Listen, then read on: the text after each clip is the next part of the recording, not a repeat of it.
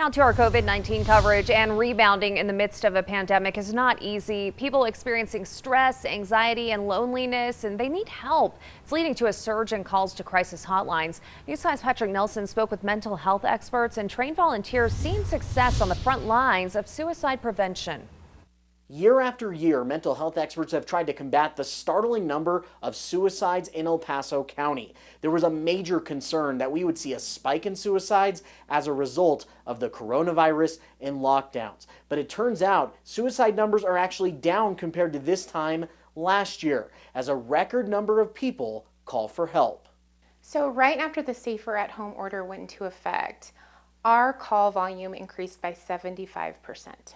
With the Pikes Peak Suicide Prevention Partnership seeing this surge in people asking for help and the state's crisis hotlines seeing record numbers of calls, mental health experts feared we'd see a spike in people taking their lives during this stressful point in history. Year to date, we're actually about 20 cases behind where we were last year with suicides. Thanks to volunteers in the Pikes Peak region who are making time to take calls and to help, needs are being met and lives saved. Any number of suicides is a bad number, and what we want to see is a reduction. Pete Leiser says he reached out for help after losing his son and his wife to suicide and having deadly thoughts himself. I've got the distinction of being not only a suicide survivor. I did, I guess, attempt or threaten to attempt back in 2013 before all this, but also I've had to go on with losing my son and then losing my wife here recently. Pete says he's sharing his story publicly for the first time to let others know it's okay to seek help.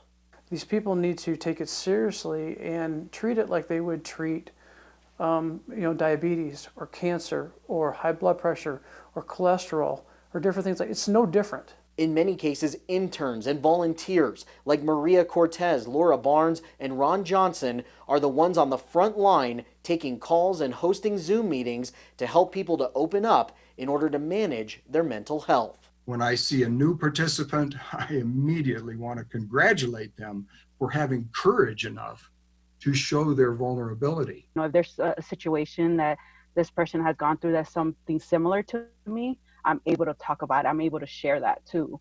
So it's a healing process for me as well. I think that what gives me hope is that, like, some of my clients who, are suicidal and are struggling with the extra stress of COVID-19 have actually made progress. One of the things I learned from the people on the front line taking these crisis calls is they say in many cases people waited too long to make that first call. So they're saying, do not wait. Someone is available to chat with you 24/7. You can find all those phone numbers and resources on our website, KOAA.com. Always watching out for you. Patrick Nelson, News 5.